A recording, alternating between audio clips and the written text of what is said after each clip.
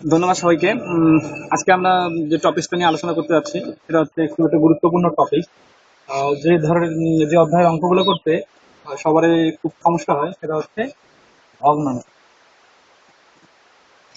এই ভগ্নাংশ সম্বন্ধে বিভিন্ন জনের খুব ভালো ধারণা না থাকার কারণে বিভিন্ন অঙ্কে যখন ভগ্নাংশ আসে তখন অঙ্ক করতে অনেকে খুব প্রবলেম ফেস করে। তো আমরা আজকে এই ভগ্নাংশের বিষয়টা আহ, এ সম্পূর্ণ ক্লাসটাতে সম্পূর্ণ ক্লিয়ার করে দেবো যে কিভাবে খুব সহজে ভগ্নাংশের অঙ্কগুলো যে কোনো অধ্যায় থেকে ভগ্নাংশের যে অঙ্কগুলো আসে সেগুলো কিভাবে করা সম্ভব। তো প্রথমে আমরা ভগ্নাংশ সম্বন্ধে একটু পরিচিত জেনে নিই। ভগ্নাংশটা হচ্ছে যে যে কোনো সংখ্যা একটা নির্দিষ্ট ভগ্নাংশ যার লব এবং হর আছে। উপরেরটাকে বলা হয় লব আর নিচেরটাই হচ্ছে হর। তো বিভিন্ন এরকম ভগ্নাংশ আছে। তো আমরা ডিটেলস না বলে অঙ্ক শুরু করে দিই। ভগ্নাংশের অঙ্ক করার আগে বেসিক একটা কথা শিখতে হবে। সেই জিনিসটা হচ্ছে যে যে কোনো ভগ্নাংশ হচ্ছে একটা পূর্ণ সংখ্যার একটা পার্ট। সাপোজ দেখেন যে এই কলমটা যখন সম্পূর্ণ অংশ আছে তখন এটা এক অংশ, কিন্তু এখান থেকে যদি আমি হেডটাকে আলাদা করে রাখি তাহলে যে কলমটা থাকলো এই কলমটা কিন্তু এখন এক অংশ না।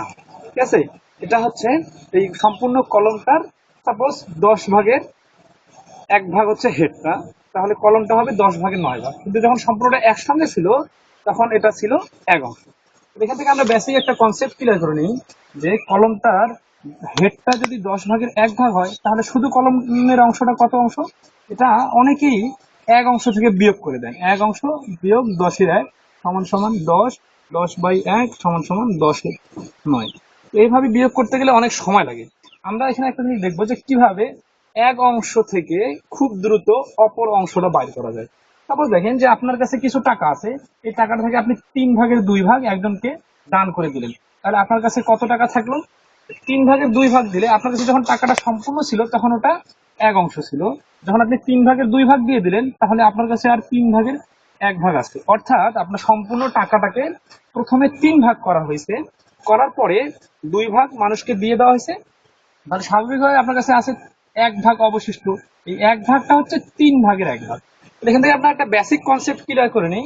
কনসেপ্টটা হচ্ছে যে যে কোনো ভগ্নাংশের ক্ষেত্রে হর যেটা থাকে অর্থাৎ নিচের ভগ্নাংশে যেটা থাকে সেটা হচ্ছে মোট।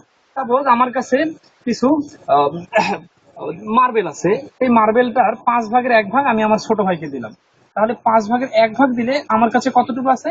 এখানে এক অংশ থেকে বিয়োগ করে সময় নষ্ট করার দরকার নাই। আমরা শুধু জাস্ট দেখবো যে লব থেকে হর মিলাতে যতটুকু ঘাটতি ততটুকুই আমার কাছে আছে। অর্থাৎ অবশিষ্টাংশ বাইর করার জন্য লব আর হরের ব্যবধানটা উপরে লিখতে হয় আর হরটা নিচে থাকে। কারণ কি? কারণ হচ্ছে যে এখানে 5 ভাগের 1 ভাগ অর্থ হচ্ছে আমার মার্বেলটাকে সর্বপ্রথমে 5 ভাগ করা হয়েছে, এখান থেকে 1 ভাগ আমার ভাইকে দেওয়া হয়েছে, তাহলে স্বাভাবিকভাবে আমার কাছে 4 ভাগ অবশিষ্ট থাকলো। এই 4 ভাগ অবশিষ্ট থাকাটা হচ্ছে টোটাল 5 ভাগের 4 ভাগ। এখন আমরা বিভিন্ন পরীক্ষায় কিভাবে ভগ্নাংশের অঙ্কগুলো আসে সেটা আমরা একটু দেখবো।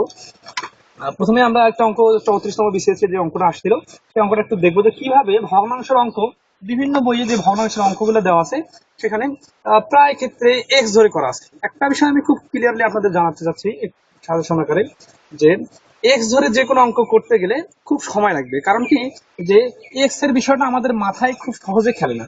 তো আমরা যদি এক্স না ধরে অঙ্কগুলো করতে পারি তাহলে সেভাবে কিভাবে করা যাবে সেটা আমরা এখন শিখবো। তো আমরা প্রথমে একটা অঙ্কটা পড়ি 34তম বিসিএস আসতে, যে 20 ফুট লম্বা একটা বাঁশকে এমন ভাবে 2 ভাগ করা হলো যেন ছোট অংশটি বড় অংশের 2/3।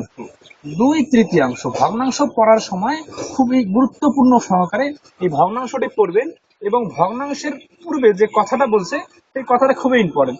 আমরা অঙ্কটা এখন সাজাই। 2/3 অর্থ হচ্ছে 3 ভাগের 2 ভাগ। 3 ভাগের 2 ভাগটা কি?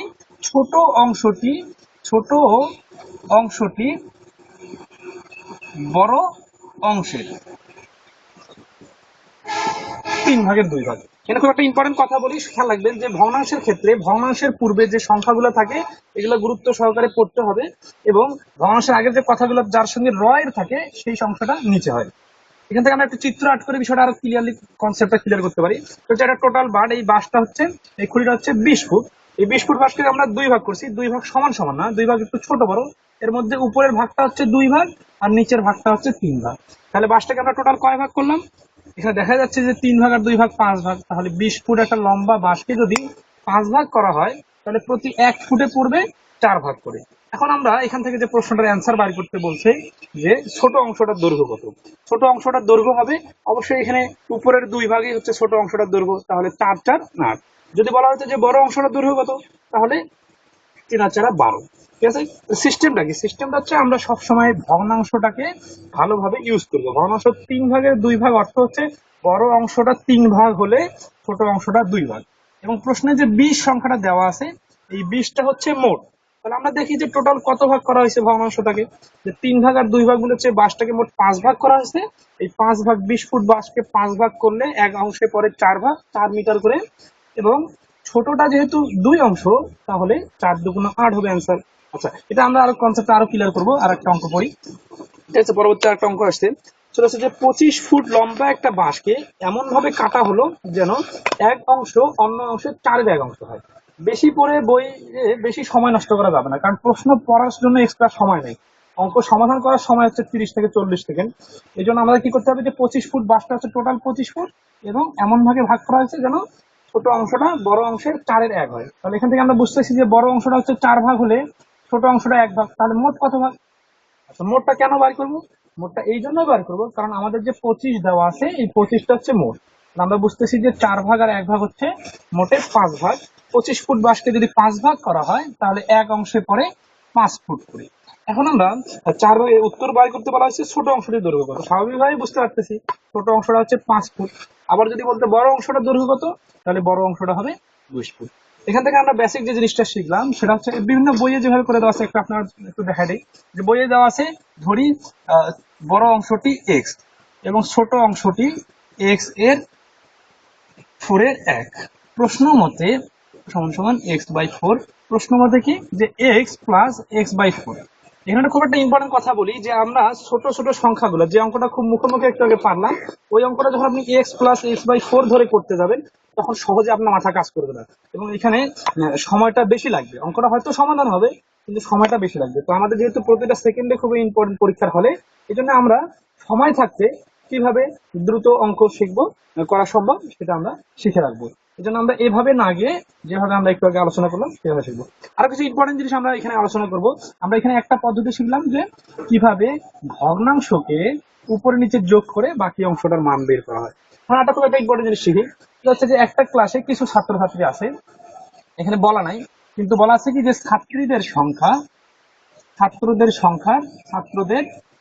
5/2। খুব ইম্পর্টেন্ট কথা খেয়াল করেন, কথাটা একটু প্রশ্নটা দেখেন, যে কিছু ছাত্রছাত্রী আছে, কতজন বলা নাই, বাট বলা আছে যে ছাত্রীরা হচ্ছে ছাত্রদের, তাহলে রয়ের আছেন যার সঙ্গে, তাহলে অর্থাৎ হচ্ছে যে 5/2 5 ভাগ ছাত্র হলে 2 ভাগ ছাত্র। এখন বলা আছে যে যদি ছাত্রছাত্রীদের পার্থক্য হয় 15 জন, পার্থক্য এই বিষয়টা খুব ইম্পর্টেন্ট, তাহলে মোট ছাত্রছাত্রী কতজন, অর্থাৎ মোট কতজন ছাত্রছাত্রী আছে এটা আমাদের বাইর করতে হবে। তো এখান থেকে আমাদের ভগ্নাংশের অঙ্কে যে বিষয়টা আপনারা গুরুত্ব দিবেন, সেটা হচ্ছে এই ভগ্নাংশের উপরে নিচে যে সংখ্যাগুলো দেওয়া থাকবে এইটাকে কিভাবে ইউজ করা যায়। তাহলে এখানে নিচে দেওয়া আছে 5, এই 5টা হচ্ছে ছাত্রদের সংখ্যা আর ছাত্রীদের সংখ্যা হচ্ছে 2, অর্থাৎ 5টা ছাত্র থাকলে 2টা ছাত্র, তাহলে মোটে 5 দল আর 2 অংশ মিলে কত হচ্ছে 7 অংশ, অর্থাৎ ছাত্রছাত্রীদের মোট অংশ হচ্ছে 7। বাট এবার প্রশ্নে যে 15 দেওয়া আছে, এই 15টা মোট অংশ নাই, মোট ছাত্রছাত্রীদের সংখ্যা দেওয়া নাই। তাহলে আমরা এই 7 অংশের মান যেহেতু দেওয়া নাই, সেহেতু এইভাবে যাব না, আমরা এভাবে করব যে 15 জন যেহেতু পার্থক্য, আমরা এখানে দেখতেছি যে ছাত্ররা 5 অংশ হলে ছাত্রীরা 2 অংশ, তাহলে এখানে ওদের ব্যবধান কত অংশ, 3 অংশ। খেয়াল করেন খুব সিরিয়াসলি, যে 3 অংশ হচ্ছে ছাত্রছাত্রীদের ব্যবধান, এই 3 অংশের মান হচ্ছে 15, কারণ এখানে 15 দেওয়া আছে পার্থক্য। 3 অংশের মান 15 হলে এক অংশের মান কত হবে, অবশ্যই 5 হবে। এক অংশের মান যদি 5 হয়, এখন আমাদের বাইর করতে বলা হয়েছে যে মোট ছাত্রছাত্রী কত অংশ। মোট ছাত্রছাত্রী যেহেতু 7 অংশ, তাহলে 7 অংশের মান হবে 5×7=35, অর্থাৎ মোট ছাত্রছাত্রীর সংখ্যা হলো 35 জন। এখান থেকে যে বিষয়টা আমরা শেখাতে যাচ্ছি সেটা হচ্ছে যে ভগ্নাংশের অঙ্কগুলা, ভগ্নাংশের উপরে নিচে যে লব এবং হর থাকবে, এই লব এবং হর গুলাকে সুন্দরভাবে ব্যবহার করে, কিভাবে ব্যবহার করে ভগ্নাংশ ছাড়াই এক্স না ধরে অঙ্কগুলা খুব দ্রুত করা যায়। আমরা এখানে একটা জিনিস শিখলাম, আরো খুব গুরুত্বপূর্ণ কিছু জিনিস শিখবো। তাহলে আমরা শিখবো যে ভগ্নাংশ বিভিন্ন মান দেওয়া থাকলে কিভাবে অঙ্কটা করতে হয়। আমরা একটা অঙ্ক পড়তেছি, অঙ্কটা একটু খেয়াল করেন। যে বলা হচ্ছে কি, যে একটা বইয়ের 96 পৃষ্ঠা পড়বার পরেও 13 এর 5 অংশ অবশিষ্ট আছে, পড়া অবশিষ্ট আছে। এখানে খুব ইম্পর্টেন্ট একটা বিষয় শিখবো যে 96টা পৃষ্ঠা পড়া হয়ে গেছে, তারপরে 13 এর 5 অবশিষ্ট আছে। আমরা একটু চিত্রার্থ একটু দেখি। সাপোজ মনে করি এটা একটা বই। এই বইটা যখন সম্পূর্ণটা ছিল তখন 1 অংশ ছিল। এর মধ্যে থেকে এটাকে 13 এর 5 অর্থ হচ্ছে যে বইটাকে মোট 13 ভাগ করা হয়েছে, তার মধ্যে থেকে 5 ভাগ করা হয়ে গেছে। 96 পৃষ্ঠা পড়া হয়ে গেছে, 13 ভাগের 5 ভাগ করা অবশিষ্ট আছে। তাহলে 13 ভাগের 5 ভাগ হচ্ছে অবশিষ্ট। এখন দেখেন যে এখানে অবশিষ্ট যদি 13 ভাগের 5 ভাগ হয়, তাহলে পড়া হয়ে গেছে 13 ভাগের 8 ভাগ। এখন এই 13 ভাগের 8 ভাগের মানই হচ্ছে 96। বিষয়টা ক্লিয়ার করার চেষ্টা করতেছি আমি। 13 ভাগের 8 ভাগ হচ্ছে যেটা পড়া হয়ে গেছে, এবং 96 পৃষ্ঠা হচ্ছে পড়া হয়ে গেছে। তাহলে আমরা লিখতে পারি 13 ভাগের 8 ভাগের মান হচ্ছে 96। তাহলে 1 অংশের মান কত হবে?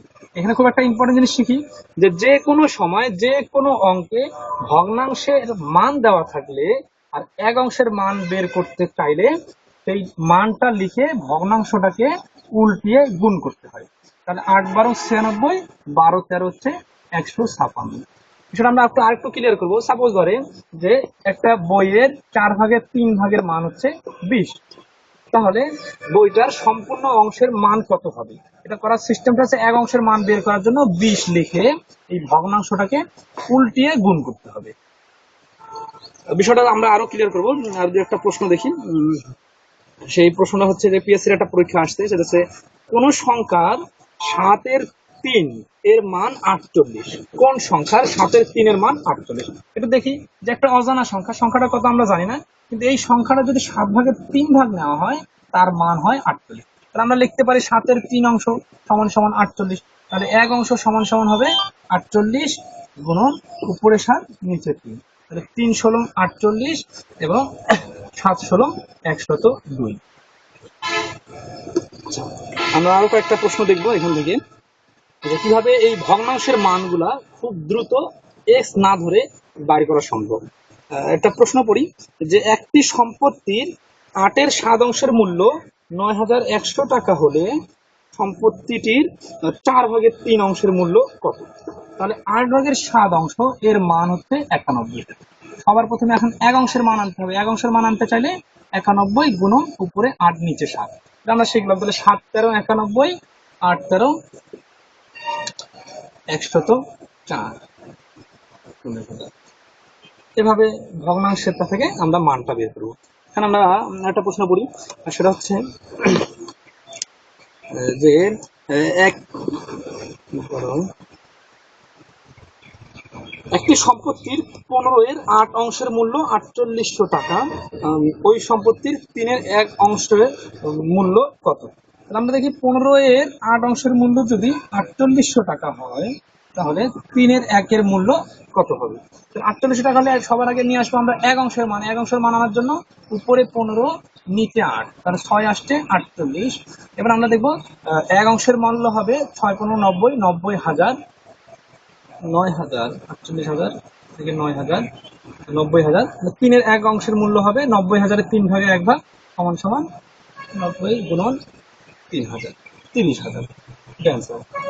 আচ্ছা, তাহলে এখান থেকে আরো দু একটা প্রশ্ন আমরা দেখবো, যে এক ব্যক্তি সম্পত্তির 3/2 অংশ পুত্রকে এবং 3/1 অংশ কন্যাকে দিলেন। কন্যা পুত্র অপেক্ষা 1500 টাকা কম পেল, সম্পূর্ণ সম্পত্তিটির মূল্য কত? এটা রাষ্ট্রায়ত্ত ব্যাংকের পরীক্ষা আসছে।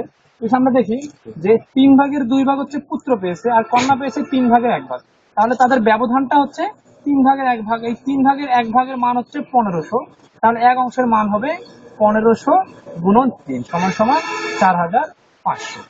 এভাবে যে কোনো ভগ্নাংশের অঙ্ক করা সম্ভব। তো আপনারা এই বিস্তারিত বিষয়টা আরো ভালোভাবে পাওয়ার জন্য আমার খায়রুলস বেসিক ম্যাথ বইটি সংগ্রহ করুন।